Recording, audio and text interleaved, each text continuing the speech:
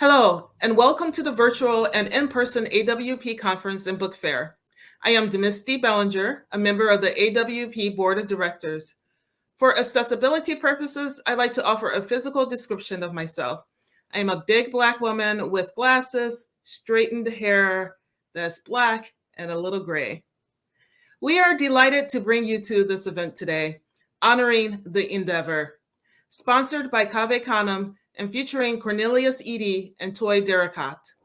Our literary partners and sponsors allow AWP to present these extraordinary literary events and help us keep our conference affordable and accessible. And thank you to all of our conference sponsors and partners for their support and participation.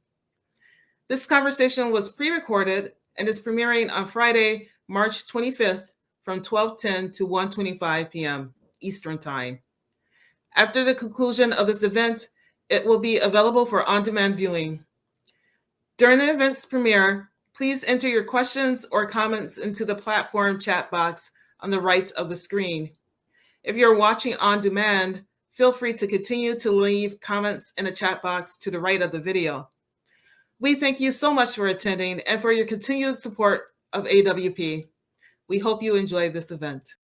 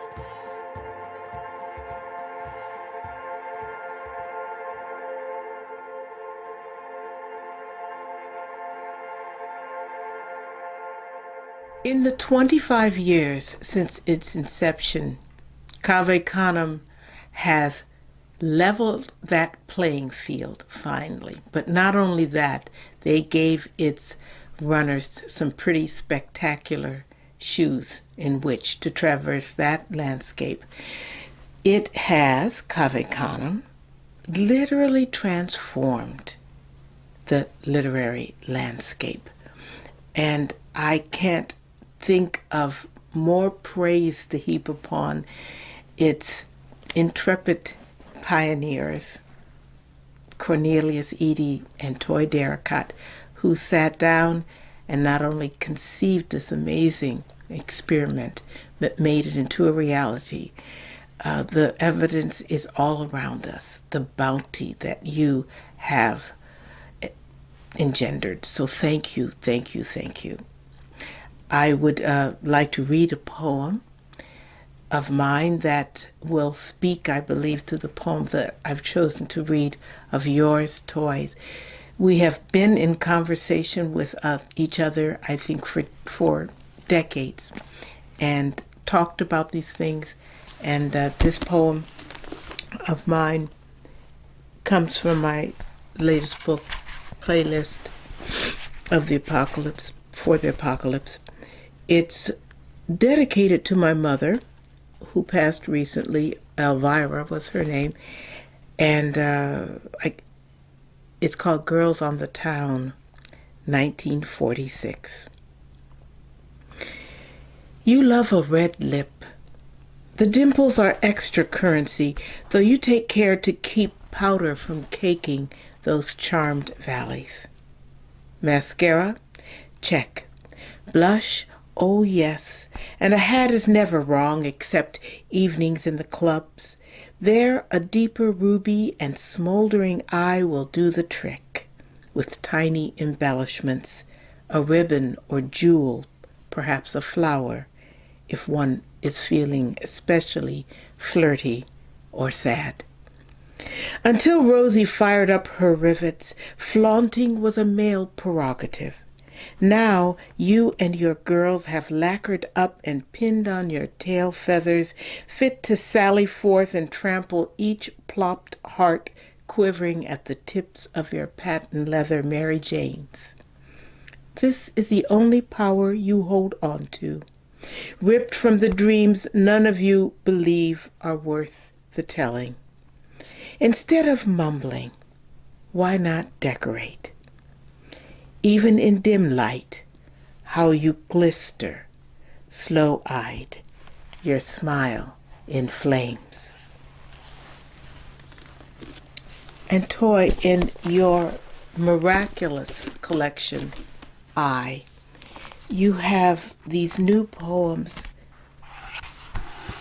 arranged almost as a book of, the whole book is an abecedarian. It's just, they're arranged alphabetically, and this one just grabbed me. I wanted to read it. I read it aloud to myself, and here I will read it to you and thank you for letting us into this moment. I give in to an old desire. I lost so much of the world's beauty, as if I were watching every shining gift on its branch with one eye. Because I was hungry, because I was waiting to eat, a self crawling about the world in search of small things. I remember a small thing, my mother's hat, a tea hat or cocktail hat that sat on top of her perfect face. Petals, perhaps peonies, flaming out like the pink feathers of some exotic bird. Her mother had been a cook in the South. She grew up in the home of wealthy white people, hesitant toward her own beauty, unable to protect mine. There were things she never talked about. She said silence was a balm. It sat on the top of her head, something of exultation and wonder exploding from the inside like a woman in orgasm. One artificial flower I have desired to write about for years.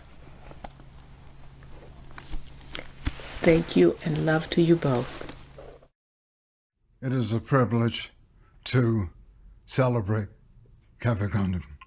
I am surprised by the uniqueness of the organization for the simple reason each voice is a voice of its own that has a democratic spirit, not one voice.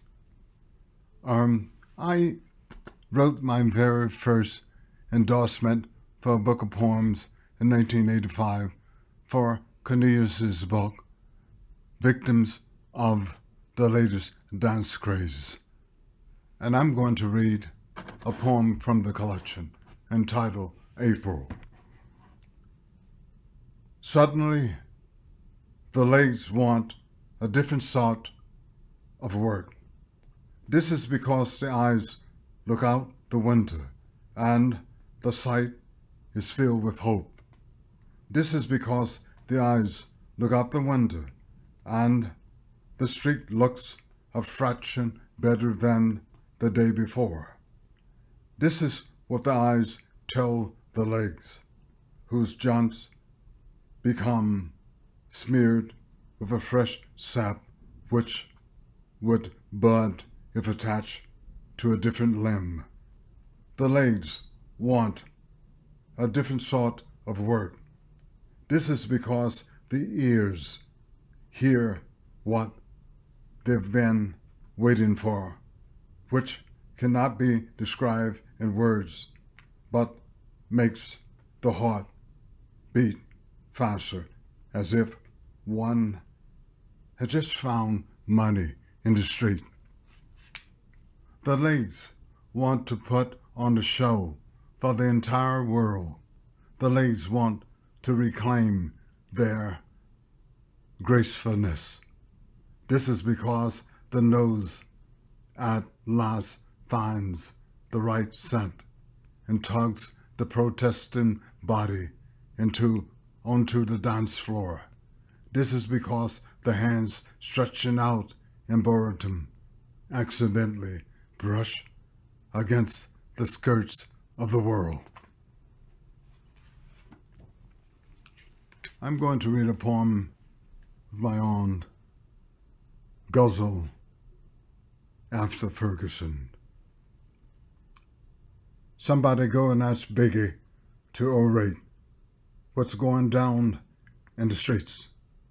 No, an attitude is not a suicide note written on walls around the streets. Twitter stays lockstep in the frontal lobe as we hope for a bypass beyond the streets, but only each day bears witness in the echo chamber of the streets. Grandmaster flashes thunderclap, says he's not the grand jury in the streets, says he doesn't care if you're big or small, fear can kill a man on the streets. Take back the night, take killjoys, cameras, and microphones to the streets. If you're holding the hand lightning strikes, juice will light you up miles from the streets, where an electric chair surge dims all the county lights beyond the streets.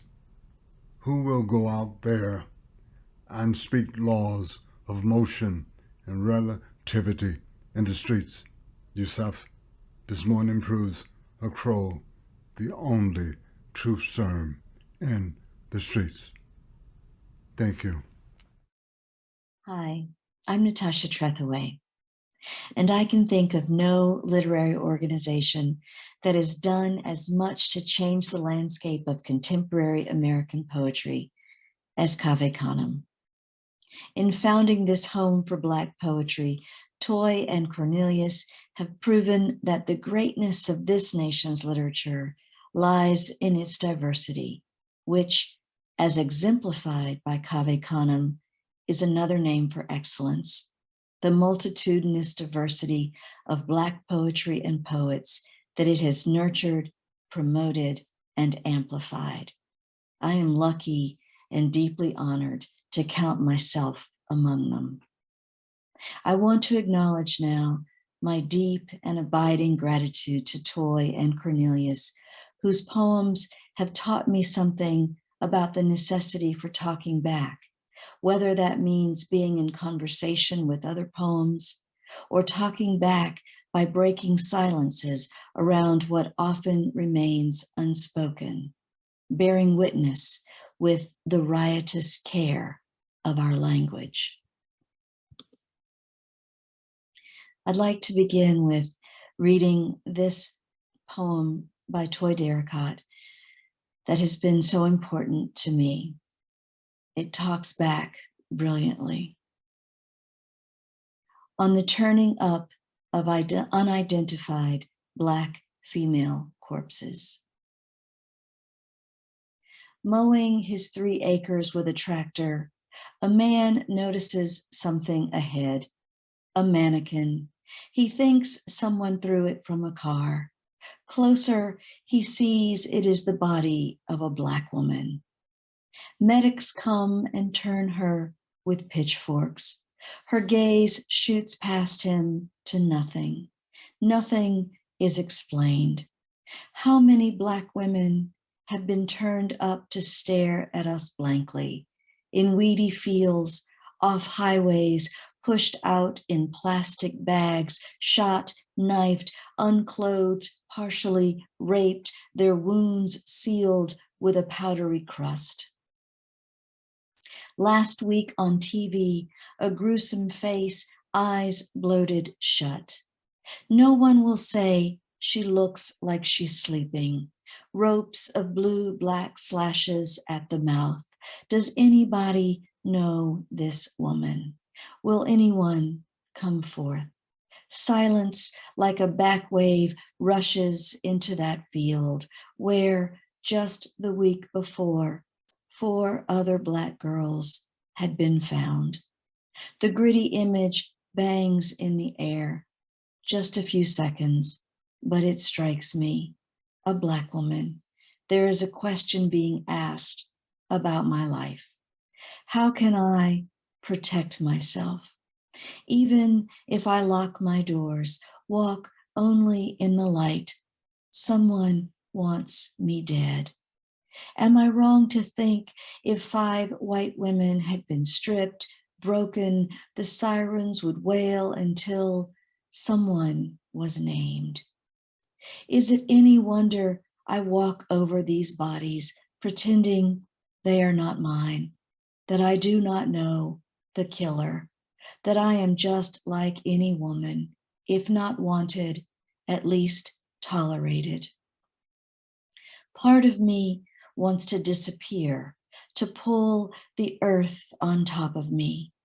Then there is this part that digs me up with this pen and turns my sad Black face to the light.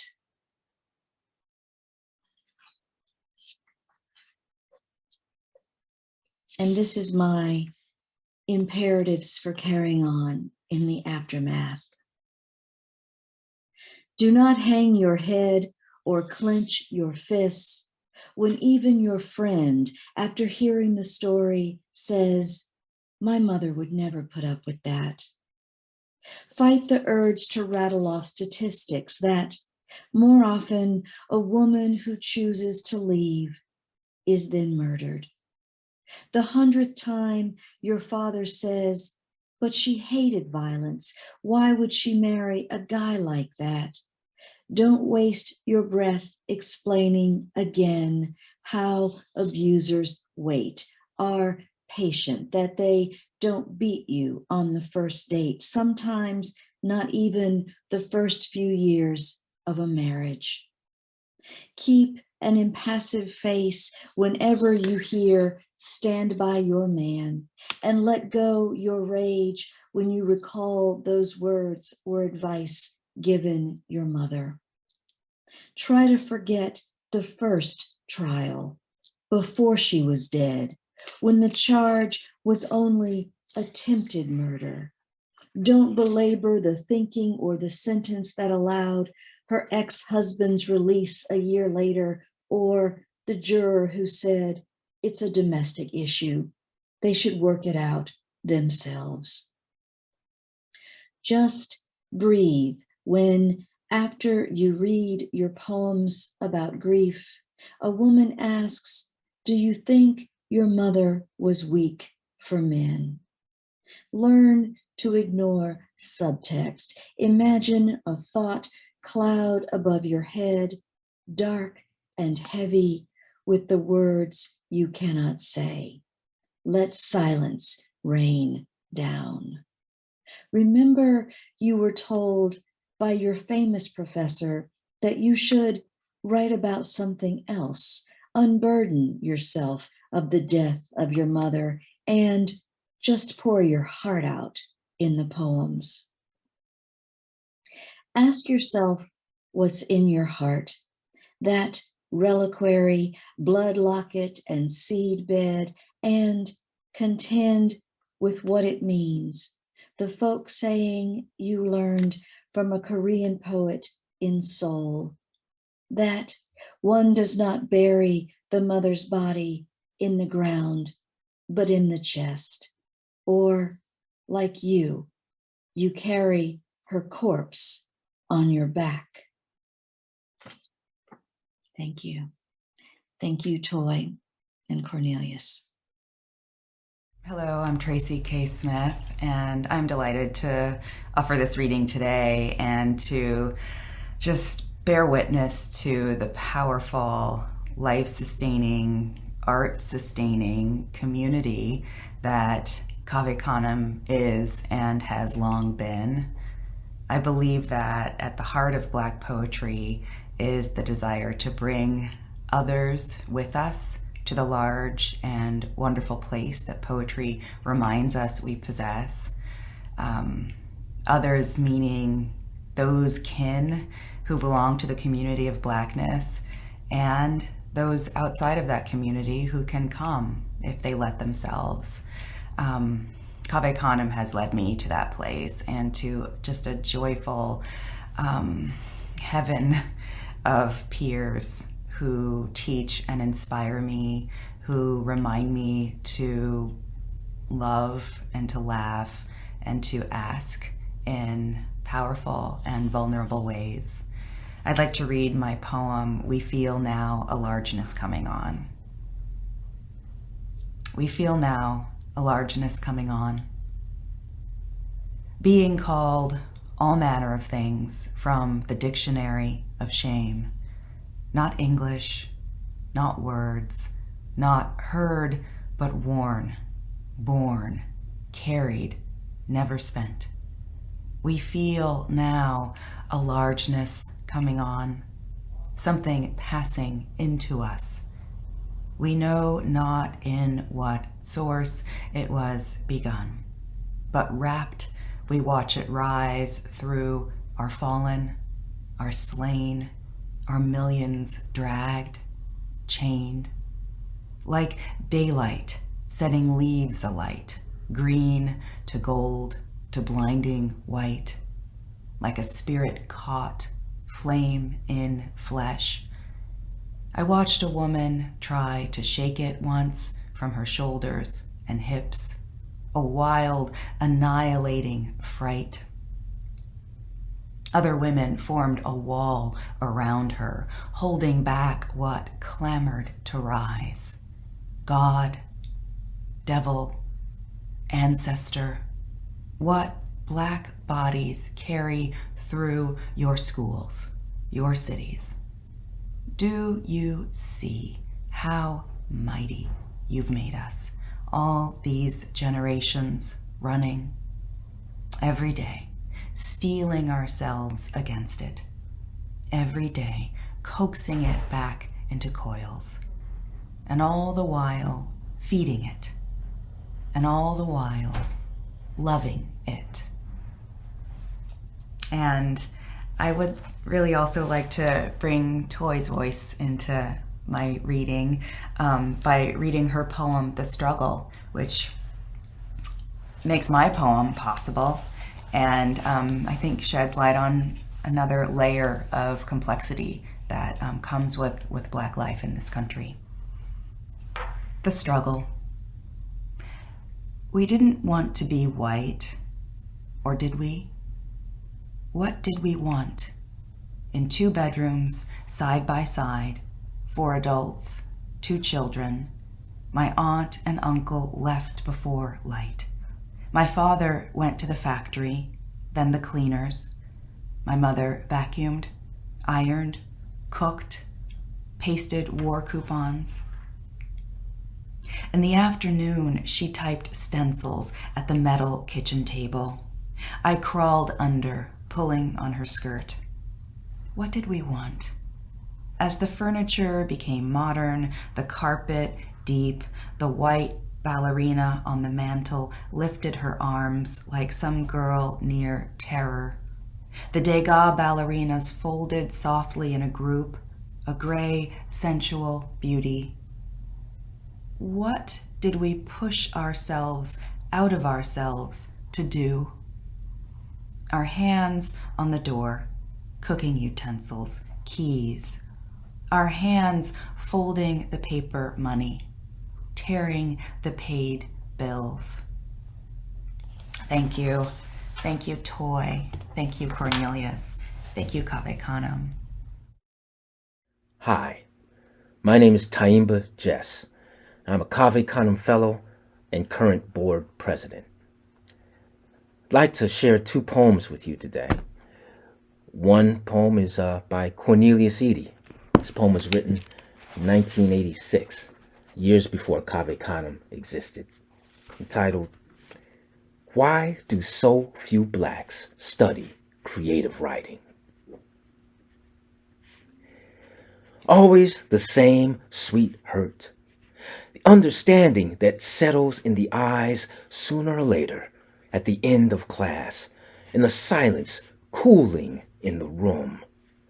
Sooner or later, it comes to this. You stand face to face with your younger face, and you have to answer a student, a young woman this time. And you're alone in the classroom or in your office a day or so later, and she has to know, if all music begins equal, why this poem of hers needed a passport, a glossary, a disclaimer. It was as if I were, what? Talking for the first time? Giving yourself up? Away? There are worlds and there are worlds, she reminds you. She needs to know what's wrong with me. And you want to crowbar or spade her hurt to the air. You want photosynthesis to break it down to an organic language. You want to shake "I hear you" into her ear, armor her life with permission. Really? What can I say? That if she chooses to remain here, the term neighborhood will always have a foreign stress. That there will always be the moment, the small hard details of your life will be made to circle their wagons. That's Cornelius Eady, co-founded Cave Canem with Toi Derricotte in 1996, and the year after that I was a fellow. And what I love about that poem is that the work that Cornelius and Toi put into their work and in the fellowship of Cave Canem made a place for me to feel at home, to create the work that I have created over the years, and for so many other poets to create, to express their black poems in places where they wouldn't seem foreign or wouldn't have to circle their wagons. This is my poem, Infernal. There's a riot I fit into, a place I fled called the Motor City. It owns a story old and forsaken as the furnaces of Packard plant, as creased as the palm of my hand in a summer I was too young to remember, 1967. My father ran into the streets to claim a small part of my people's anger in his Kodak, a portrait of the flame that became our flag long enough to tell us there was no turning back, that we'd burned ourselves clean of all doubt. That's the proof I've witnessed. I've seen it up close and in headlines, a felony sentence spelling out the reasons my mother's house is now worth less than my sister's Honda. How my father's worthy rage is worth nothing at all. In the scheme of it all, though, my kin came out lucky. We survived, mostly by fleeing the flames while sealing their heat in our minds, the way a bank holds a mortgage, the way a father holds his son's hand while his city burns around him. I almost forgot to mention the canary in Detroit's proverbial coal mine who sang for my parents when they fled the inferno of the South, its song sweaty sweet with promise. I'm singing myself right now. I'm singing the best way I know about the way I've run from one fire to another. I've got a head full of song boiling away. I carry a portrait of my father. Thank you for your time, and thanks to Cave Canem for making so much black poetry possible. Peace. Hello, my name is Gregory Pardlow, and I am excited and thrilled to be celebrating Cave Canem with you all. Cave Canem, as you know, is probably the most important literary organization of the 21st century. and that's no shade on our wonderful hosts, AWP. Its impact is immeasurable within the Black community, but that influence far exceeds even its love of Black people, influencing other organizations and basically providing a roadmap of self-empowerment for poets around the world. I want to thank Toi Derricotte and Cornelius Eady individually as well, as both have played an important role in my life at critical moments, both professional and personal. I owe them a debt I can't imagine ever being able to pay. And with that, I'd like to read a couple of poems, starting with a poem from Toi Derricotte called For Black Women Who Are Afraid. A Black woman comes up to me at break in the writing workshop and reads me her poem. But she says she can't read it out loud because there's a woman in a car on her way to work and her hair is blowing in the breeze, and since her hair is blowing, the woman must be white. And she shouldn't write about a white woman whose hair is blowing because maybe the Black poets will think she wants to be that woman and be mad at her and say she hates herself. And maybe they won't let her explain that she grew up in a white neighborhood and it's not her fault, it's just what she sees. But she has to be so careful. I tell her to write the poem about being afraid to write. And we stand like that for a long time, respecting each other's silence. The next poem is a poem of mine titled Law and Order. Regards a case in the early 50s. I'll read you the judge's citation first, instructions to the jury rather. If by intentional threats or menace of some violence, such as looking at a person in a leering manner, that is, in some sort of sly or threatening or suggestive manner, watching one and then following one, he causes another to reasonably apprehend imminent danger and by such conduct causes one to become frightened and run, or causes one to do otherwise than he would have done, then he is guilty of an assault. This is the North Carolina Superior Court Judge Frank Armstrong's instructions to the jury in 1952. From the court's and 17-year-old Miss Willa Jean Boswell's perspectives, everything will have happened as she describes it, and as the prosecutor will have advised her to describe it for the Yanceyville jury when this third of 4 trials adjourns. She is telling it like she told her father and brothers. Matt Ingram's jalopy appeared on the plantation road she took to join them, Daddy and them, in the field. They was picking tobacco, she's saying. One of the many facts that will be true in each trial as it was that day in June of 51. True as her dungarees and plaid shirt, the broad hat under which her hair, the long-handled hoe shouldered like a rifle for the fields where she, that particular morning, was bound. Ingram hung his whole head out the window as he drove by, she is about to say. Real slow-like, barely any dust-up. He never done like that before. She may be remembering how Ingram vanished when he drove around the bend, when she heard his engine go dead, and she ran for the safety of her kin. She didn't see him leave the car, she can't say, but there he was, in the field, so close, maybe, the prosecutors will have helped her reckon, 70 feet or so, like say from the doors of the church to the organ. Ingram stopped at some plum bushes, watched her in silence, the judge prompts.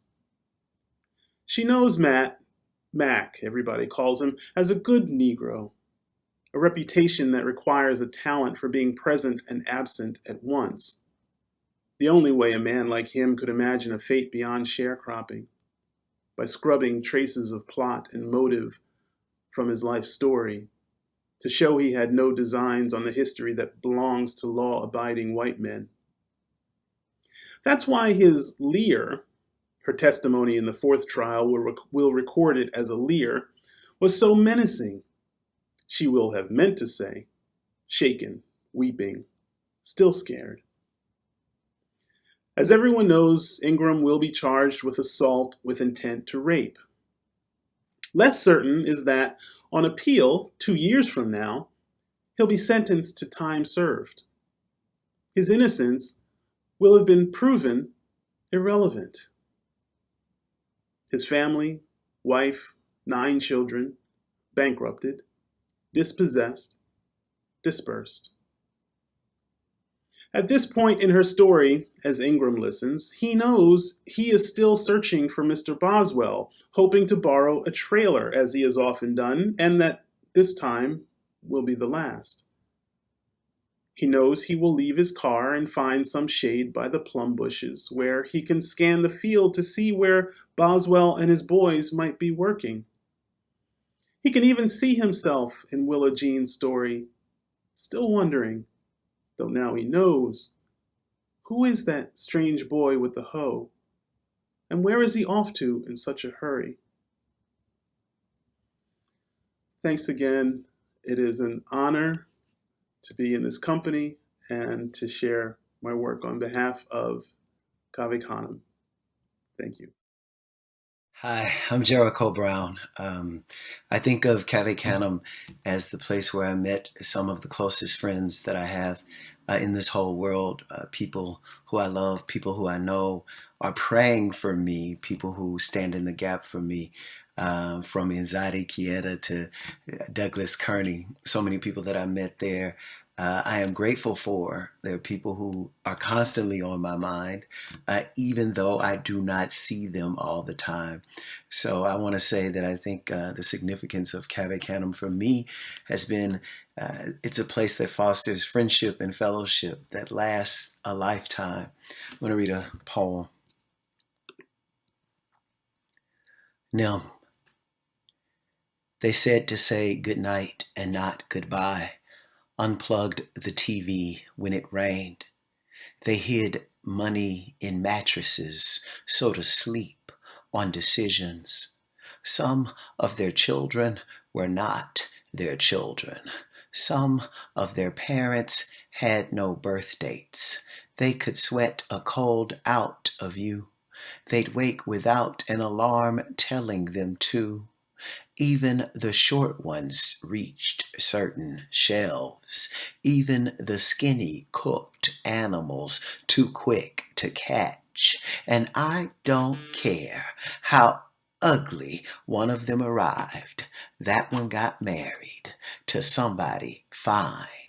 They fed families with change and wiped their kitchens clean.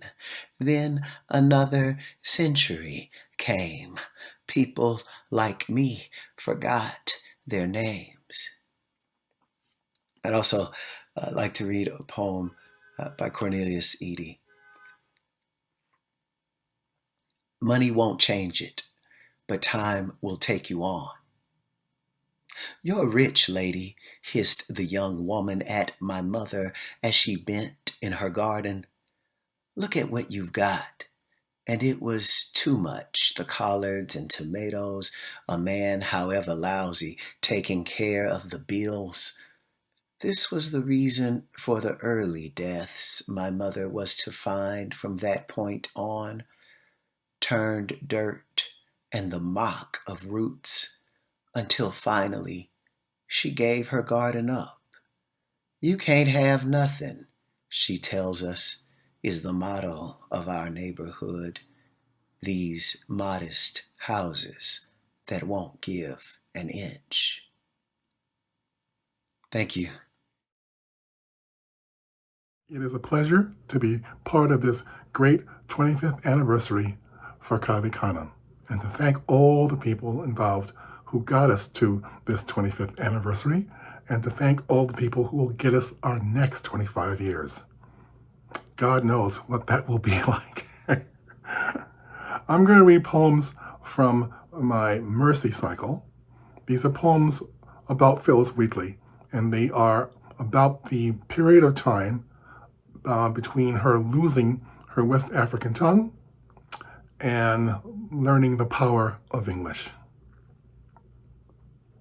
The first poem is written to Phyllis Wheatley's mother, and is based on a stanza in one of Phyllis Wheatley's poems in her book, where she imagines what her parents might be feeling now that she's gone. I, young in life, by seemingly cruel fate, was snatched from Afric's fancied happy seat. What pangs excruciating must molest, what sorrows labor in my parents' breasts. Phyllis Wheatley. To Phyllis Wheatley's mother. They say your daughter is a rare orchid. She lives in a fancy house on a high street. They named her after the ship which bore her, wild, they claim, across the waves. They say your daughter is a cuckoo's egg.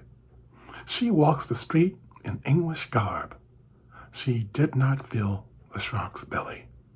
She does not sweep, hoe, or breed. She stood just once upon the block. Your daughter is as exotic as white pepper. She reads, she travels, and when she dreams, a clean head kisses a starch pillow. She can cradle the owner's spellbook between her dark hands. She has learned to sing in robber's tongue. Your daughter's quill makes patriots blink. Her black skin, pooled parchment, poem, bill of sale. God has given her a kingdom you can hardly pronounce. Sometimes, in her famous book, a line will slip, and she is returned, unrefined, before Mrs. Wheatley scooped the sickly child, fed her broth, and bound books. Alas, my dusky mother, she writes, if only she knew. The first note of mercy is pain. Lexicon. The good Lord puts new sounds in the heathen's mouth. Holy is a word that burns the fingers as you cradle the book, a stern beard that plucks a child from her mother, a law that names you chattel, then blesses your soul. Turn the page and read a story about the skin you wear and what that mark earns you. Say faith, veil the questions you get to pull back, perhaps, with your last breath. Roll it on your tongue, sickly girl. And then there's mercy. When you stood, shivering, on the Boston block, draped only in a dirty carpet, you had no words for what came towards you out of the wronged air. How your mind would lick that word like butter once you found it. Translation. Come to this country, a slave, and how should you sing? June Jordan. How do you say this in Senegalese? My mother is gone. I dream my father calls my name, but I cannot feel his arms. The ship is a crazy beast. These irons cut my legs, and the air reeks of shit and piss. I am sick and thinning from hunger. What happens to me in this strange place? What is the tongue of this hostile tribe? New birds, cold air, narrow streets, hard and uneven to walk, slop and thirst on the tongue. If you scream your name and no one listens, if you yell where you come from and people stare through you, are you a girl or a ghost? What did Phyllis tell the Wheatleys that first day with them? Clothes, they say. Broth, they sing. Soap and water to soothe whatever she babbles. Benighted. In order to learn this word, the slave girl has to shake off her pagan tongue. She is ape to her owner's hearing. They are an alphabet, a cup of noise poured into her dark ear. Apples don't know they have a name, have a taste, crisp or tart, a way to describe how it feels when white teeth break the skin. The beagle never knows what their owner calls his breed, only his master's whistle. The Bible will tell her there was a young, dark girl. Before she found mercy, hoof, drum, and mud was her maiden name. The hatchling doesn't know what to call its egg tooth. Why, the first word of this new world is called Phyllis.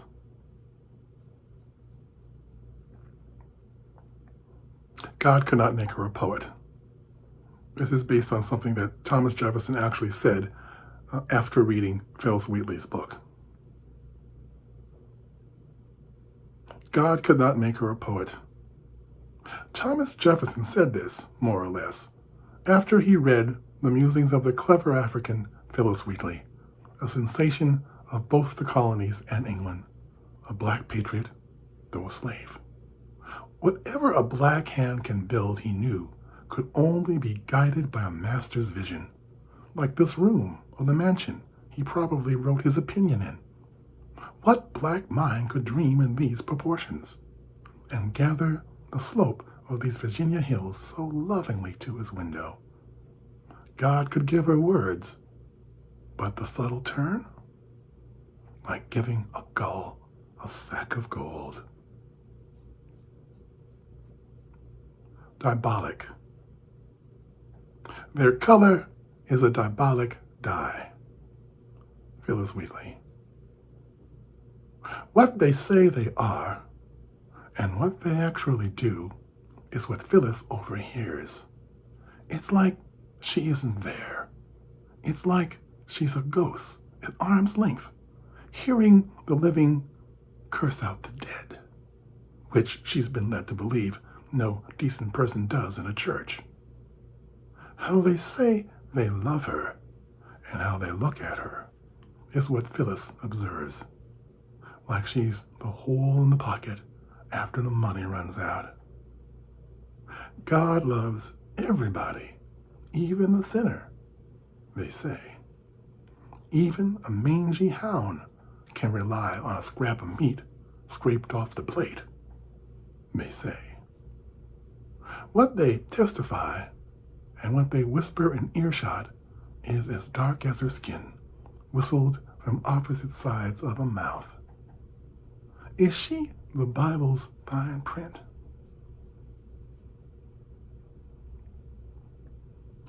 The trial of Phyllis Wheatley. She claims she wrote a book, but here's what could have happened. In order to make a point, to move things along, a rich white man in pre-revolutionary Boston decides to raise some abolitionist sand by pretending to be a young black female slave, burning with the good word, bristling with Alexander Pope. Maybe he owns a printing press. Maybe he's got some buddies to go along with the gag. Up and down the block fly the broadsides. Between slugs of ale and church hymns, the panic of black verse. An alternative could be all of the above plus a young black female slave bearded to the cause.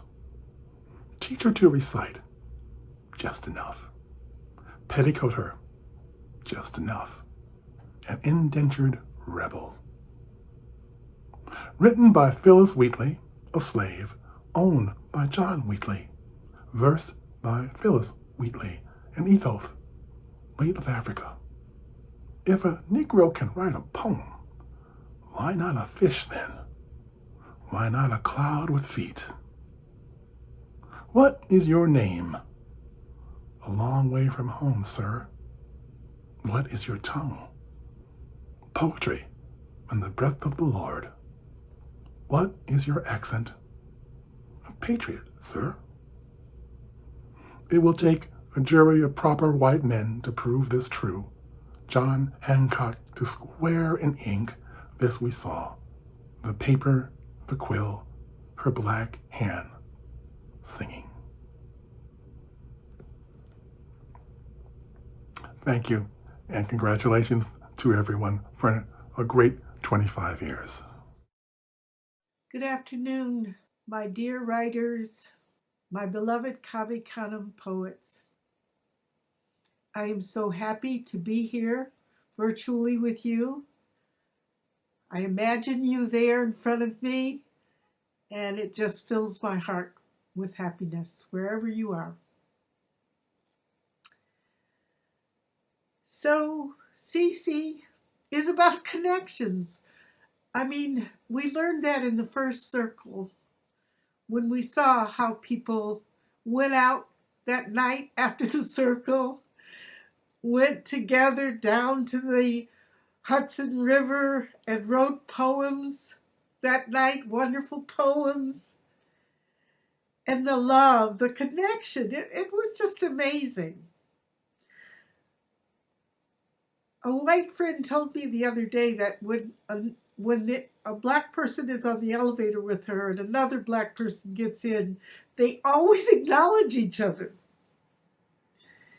And that's been my experience too, that in some ways we are always part of a family. And boy, did that come out at Cave Canem. I guess we really needed each other and trusted each other. There was just so much trust that people let down their defenses. So Cave Canem started just that way. I mean, when Cornelius and I were really good friends, you know, we talked about all the things black poets talk about when they get together. And we were totally on the same page. But when I fell in love was when we were teaching at a conference together, and we walked into a room of poets, of people who were at the conference. And the black people were over here, and the white people were over there. And I thought, oh my God, am I going to sit over here, over there? Oh, I had all those confusions like I used to have in high school.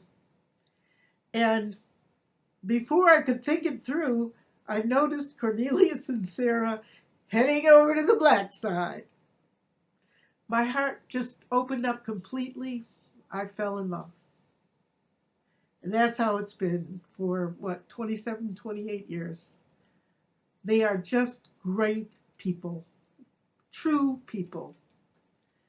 And I love them with all my heart, and I'm so grateful for the way they've contributed. So, anything else I can tell you? You know, I think we were smarter than we thought we were. And I think that was true of everybody. You know, at Cave Canem, you want to be smart. You really want to be smart. But a lot of stuff just comes up that's natural. And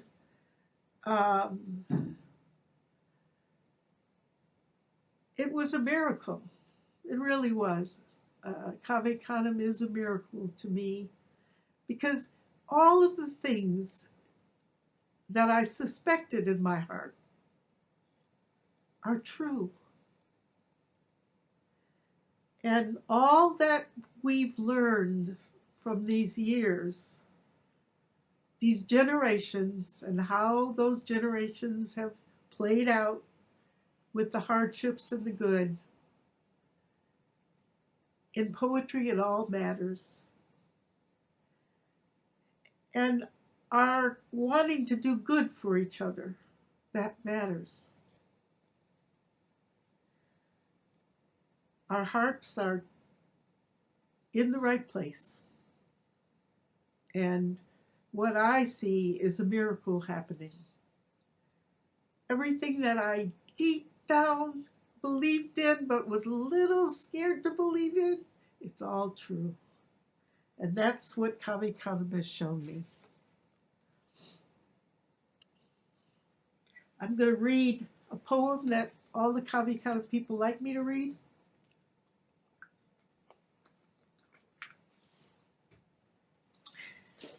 It's called the Telecycle.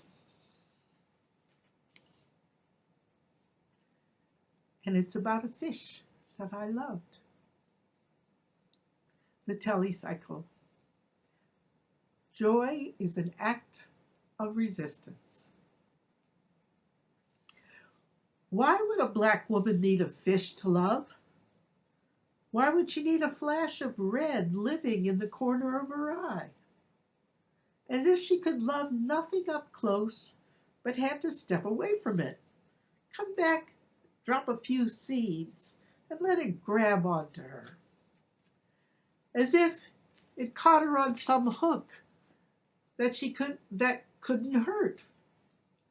Why did she need a fish to write of? A red thorn, or among that thorn, flower? What does her love have to do with 500 years of sorrow, then joy coming up? Like a small breath, a bubble. What does it have to do with the graveyards in the Atlantic, in her mother's heart?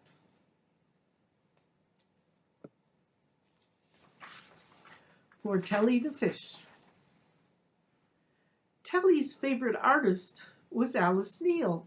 When he first came to my house, I propped up her bright yellow shade with open window and a vase of flowers postcard size behind his first fishbowl.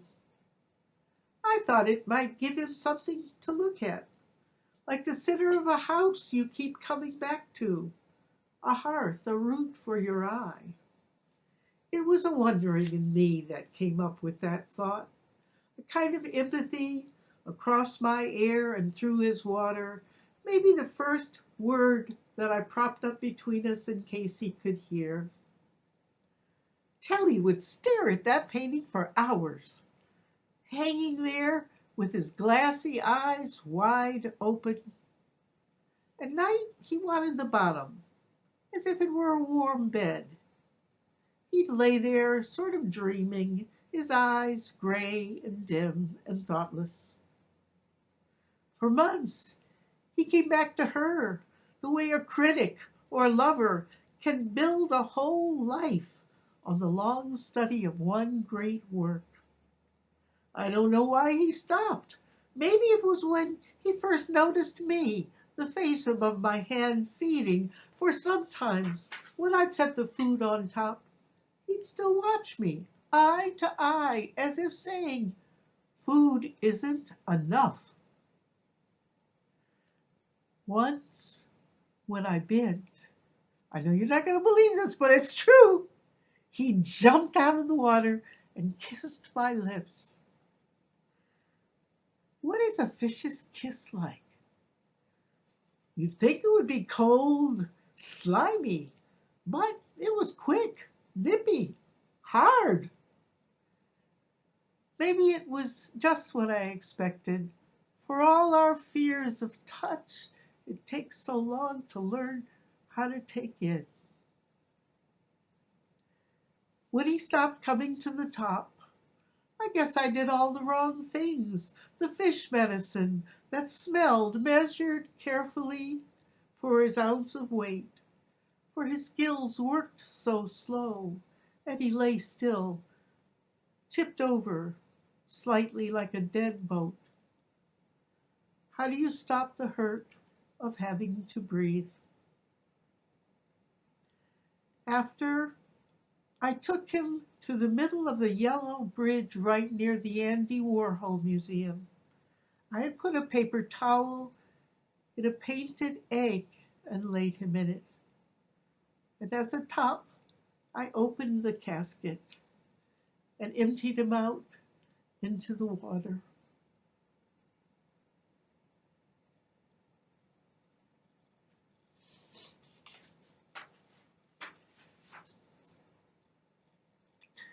And one more.